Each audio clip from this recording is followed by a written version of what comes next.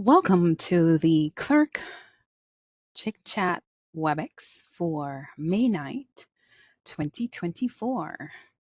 This is the recap. My name is Esther Lewars. I am one of the supervisors in the Student Information Services Department, which is a department under the Office of Policy, Planning, Evaluation, and Testing. In today's meeting, Dr. Adnan Izad and I were the facilitators. We went over the important dates, data champions, Q4 progress reports as it pertained to reviewing the gradebooks, printing the reports, and setting up document delivery for the report cards to go out on May 23rd.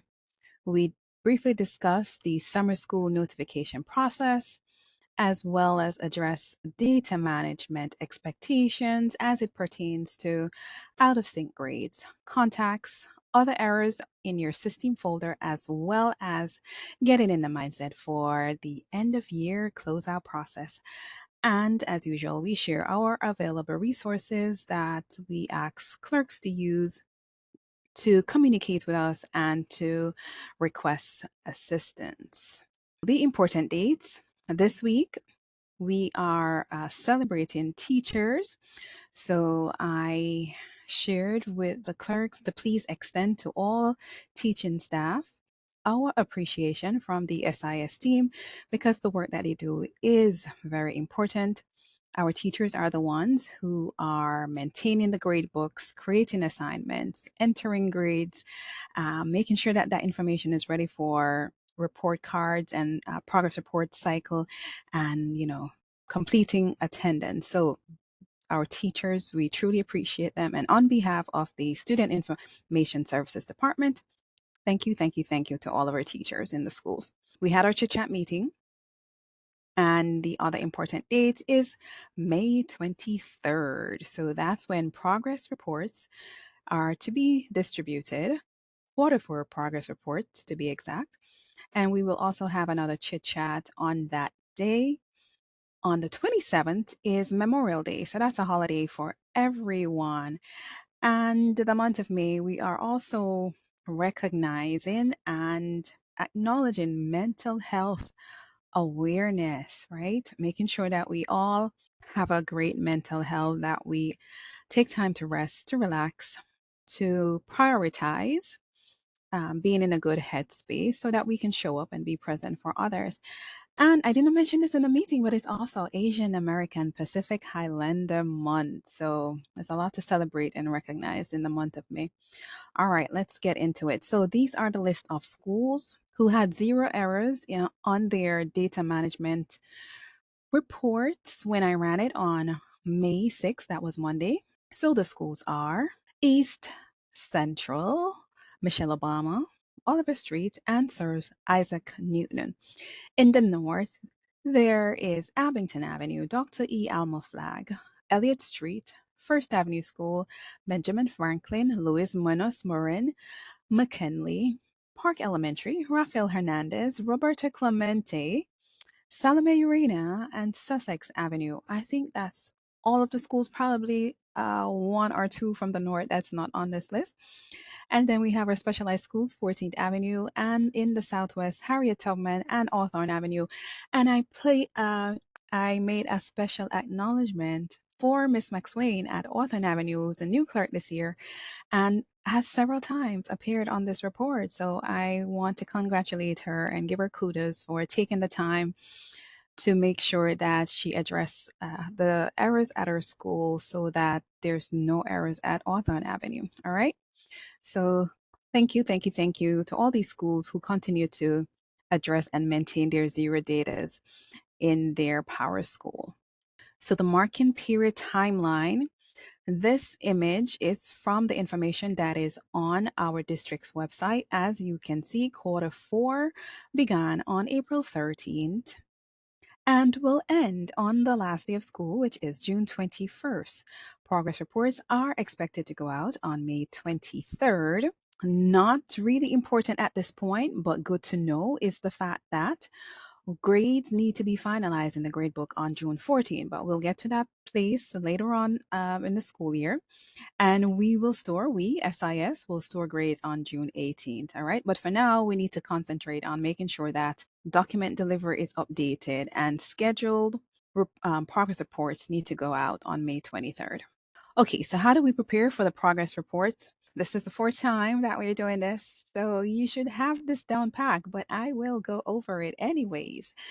All right, so in preparation for progress reports for Q4, teachers need to update Q4 gradebook with grades so that they can have a complete picture of where students are at this point in the quarter so that they can make comments that are relevant to the student's status in the class at this time. Right, so that if parents need to intervene or we need to find some instructional support for students who are failing courses, that information is captured now before final grades go out at the end of the quarter.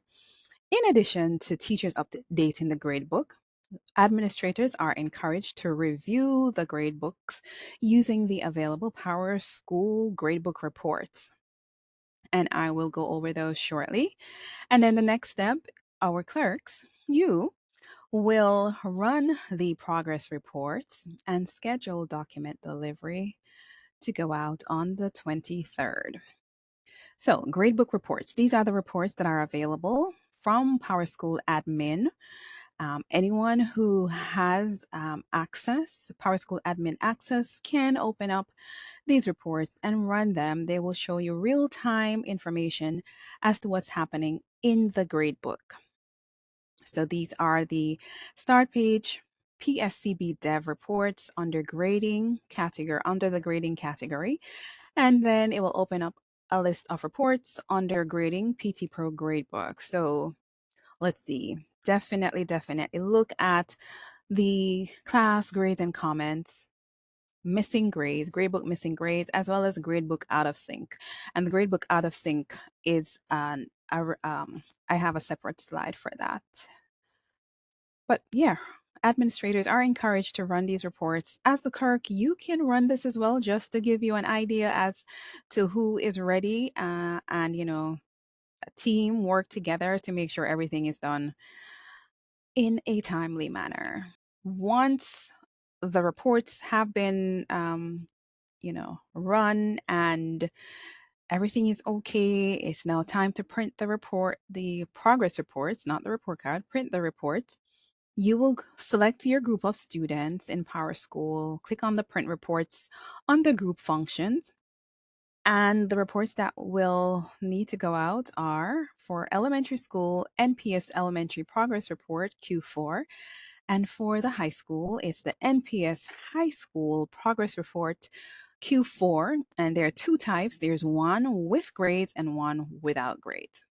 Now, if you are printing the one with grades, it is important that you follow this set of instructions. So when you're printing the reports, you'll also get a screen that asks you for which students, right? In what order. And in the what order section, if you're going to be printing out the reports as well, like physically printing them out, you probably want to sort them by homeroom so that when they're printed, they're organized by the homeroom. So you just, go through them and separate them by homeroom teachers. It's easier to distribute. But if you're just going to do document delivery, then it doesn't matter how it's sorted. All right, so number 3 is the area that I'm talking about. If you have students who have transferred from sections to sections throughout the school year, or, they dropped a class, this option will allow you to see all of the grades that have been stored for those students. So make sure that you select option B, which is the one that says print all courses enrolled in during the current term. So again, this will allow you to see all grades that have been stored for the student during this school year. Otherwise, it's just going to show you the current section that the student is in, and that will not have a stored grade attached to it. So it would seem as if they haven't gotten a grade for that particular course. All right, so use option 3B, especially for students who have transferred or dropped a section since the school year started. And then you press submit. So once you run the report, you're going to set up document delivery. So in order to set up document delivery, first, you want to find all students who do not have emails in their document delivery, and that's under there's a report you can run under the start page, SQL reports, data management, that will give you a list of students. Once you find those students, go to their document delivery screen and update the email addresses. Now, why do you want to do that? If you don't do that, then those students will not get a report when you schedule document delivery. So after you run the report, you make sure all the students have an email address in document delivery. You also want to update your school's document delivery message. Okay, numerous occasions we go to the document delivery page at, just randomly for whatever reason. And we see that the message, it's now Q4, we're in quarter four, but the message that's saved in your document delivery is still um, mentioning report card one, right? So that message was not updated. It means that when you send your documents, whatever documents it is that you send, your parents are getting that message. So it's very critical in improving the communication, that if you're using document delivery, that you update the message that goes along with the documents that you're sending out, whether it's a report card, whether it's progress reports or attendance, whatever is going out, that introductory message should reflect the content of the email that the parents are receiving. So you update your document delivery message by going to, from the start page, school, digital document delivery, then click on document delivery. Make sure the box to enable document delivery is checked. You're going to update the subject to say Q4 progress reports, and then you're going to update and customize the message.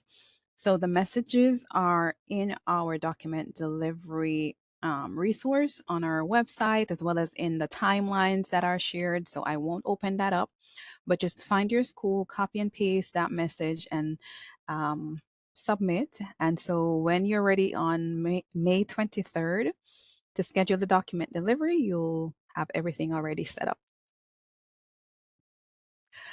Okay, on to summer school notifications. So by now, all students who are slated for mandatory summer school should have received a letter stating that they have been selected to attend summer school. There are two programs where those letters were generated for, in a language specific letter based on their home language. And so we have Summer Achieve, and those are students who fell in certain academic categories. And then we also have our English Plus for English language learners, especially our tier 1 and 2 students. So those students will be a part of the English Plus summer program. And again, letters weren't out. There was an additional set of letters that our office sent out this week for our English Plus students. So if, parents approached you about receiving a letter from the school, that was generated directly from our office because of additional students that needed to receive those letters. All right, so there is a summer school report that you can use to find out, how many students are currently enrolled in summer school.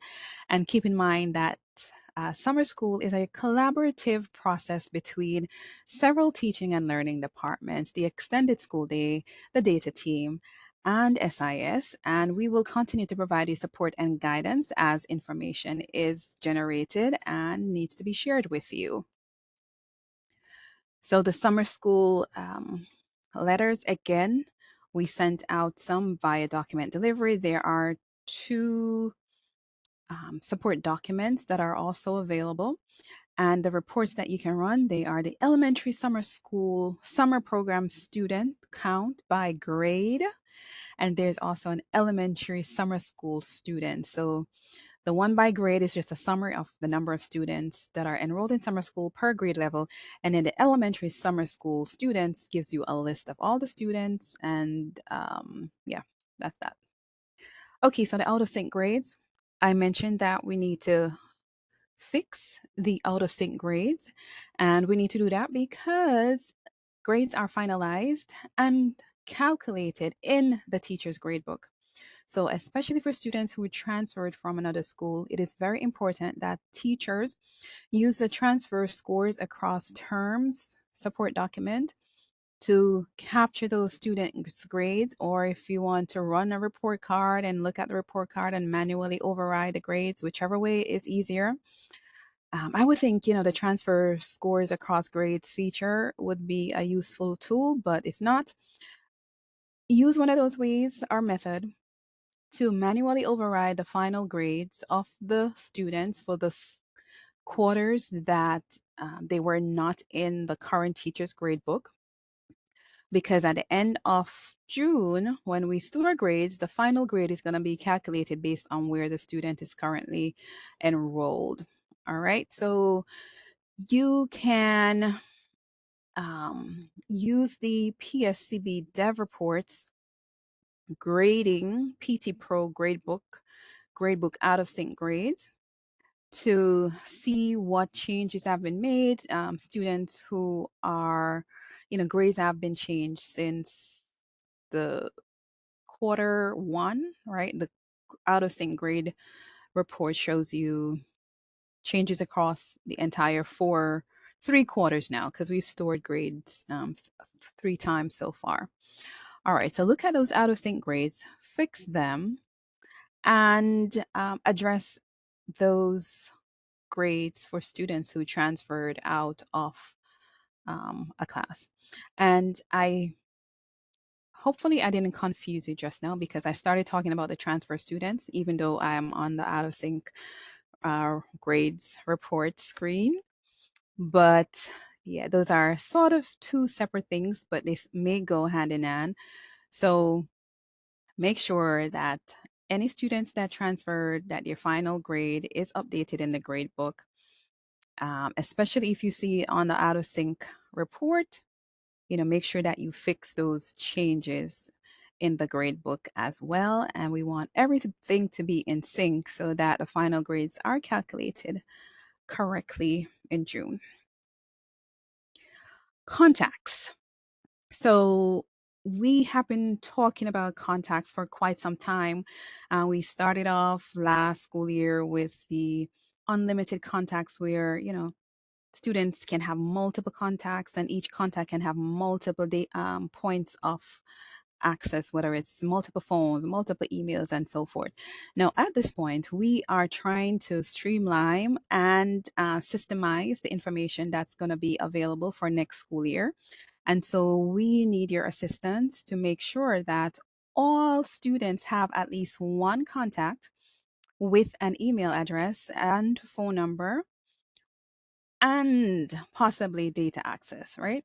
At least email or phone number and possibly with data access. So if you could go through and make, there is a list of students that Dr. Adnan shared with you on the system folder. So if you can look at those emails, look at your system folder, other errors folder, and address those errors, and make sure that there is at least one person on the student's contact that is designated a mother, father, somewhat, so not all of the relationships should say other, or there should be a parent custodial parent there on the contacts. All right, so you'll get a list of you probably received a list of those contacts that need to be fixed.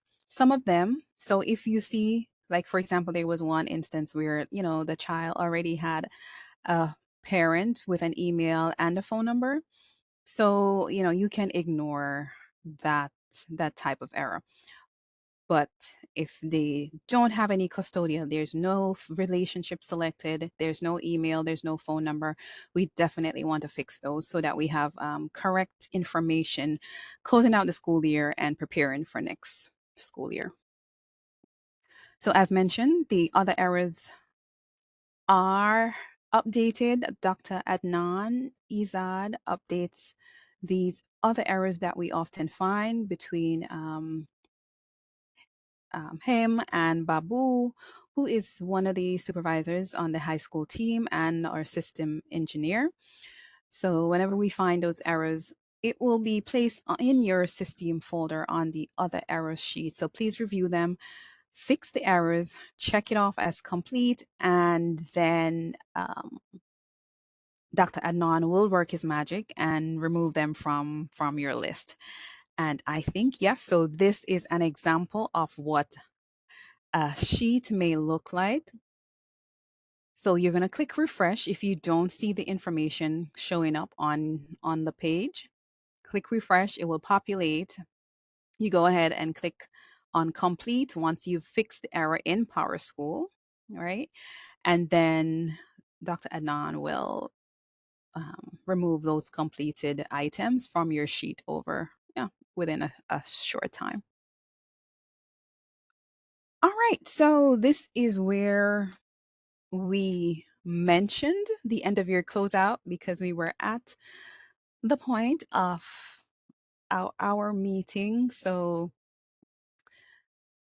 schools are expected to have zero errors in their PowerSchool. All schools, elementary school, high school, whatever type of school you have, you need to have zero errors in your PowerSchool on or before June 14th. There are some schools, like the ones who've always been on the data champion list, like they don't have anything to worry about, right? They've been having zero errors.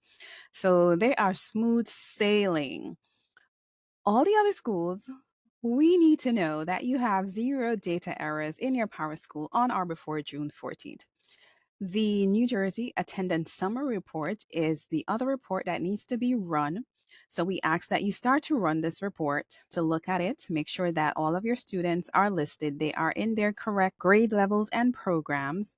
If there are any discrepancy, then we want to run the detailed version and fix any errors, because you will need to submit this after attendance is taken on June 21st. All right.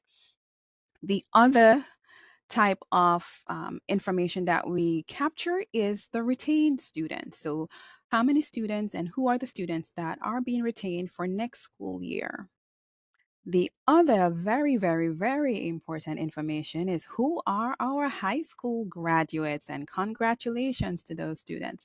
Who are our high school graduates and who are not graduating? They almost made the mark, they didn't make the mark. We need to know who those students are. So all that information is due on June 14th, and there's some other guidelines. Our next chit chat, we will focus on the end of year closeout process, and I am sure our director, Mr. Darren Watsky, will send out some information before our next chit chat so that you can start preparing for that process. And we do have a dedicated PowerSchool support website for the end of year closeout process that has all of the information listed on there. Let's see if I can go to it. Yes, so we will share this link. It has the checklist that you can use, and we recommend that you use this checklist to submit as your proof of completing all of the SIS end of your closeout process. So you can submit that to the SLT as proof, once you're done. But we will ask you to use the submission form to let us know that you have zero errors and to attach any retained students list or any students that are being promoted, as well as the New Jersey Attendance Summary by Grade and Program Report at the end of taking attendance on June 21st. All right, so that's the page. We'll share it with you. So that was the chit chat recap. This one, I already know that it's way over my average for the last few recaps, but May's newsletter is available. And while I'm at it, I'll just open it up. And I think this is a very beautiful newsletter, might I say. So it's Happy Teacher Appreciation. Talks about Q4 progress reports. Talks about the stored blank and missing grades. So we still need to clean those up, all right, as we're going into the end of the school year. The entry codes, still a reminder that our new students new to the district or the first time enrolling in a U.S. school need to have E1 as their entry code. And R7 is only used for students who were registered in a U.S. school, left the country, and are now returning to the country. All right. So that's the gist of the newsletter. So Remedy Force is still available. Please use it to submit your tickets on PowerSchool requests. Our support website still accessible from North Board of Education's website under employees, PowerSchool support. And last but not least, remember to schedule your document delivery progress for reports on May 23rd and join the next chit chat WebEx on the 23rd at 1 p.m. We do plan to show a more in-depth look of the expected enhanced PowerSchool user interface. So look out for that in the future. Have a great, great, great rest of your day until we meet again on May 23rd.